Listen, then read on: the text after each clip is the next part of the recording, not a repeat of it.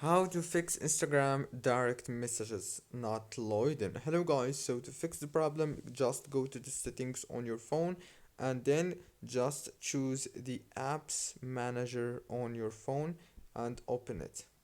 After you open it, it will show you all the apps that you have on your phone as you can see. Now just search for Instagram and click on it as you can see right here. After you click on it, it will take you to this page. On this page, all what you have to do is click on the force stop option. This is very important. After you click on the force stop, now just go to the storage right here.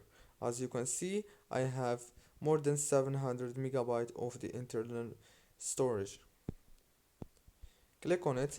Now click on clear data and clear cache. After you click on it, go back again and this time go to this option. It's called power usage details. Now right here, make sure to enable this option, and after that go down, click on force stop again from here. Now restart your phone and reopen Instagram, and congratulations. Don't forget to like, subscribe. Thank you for watching this video until the end.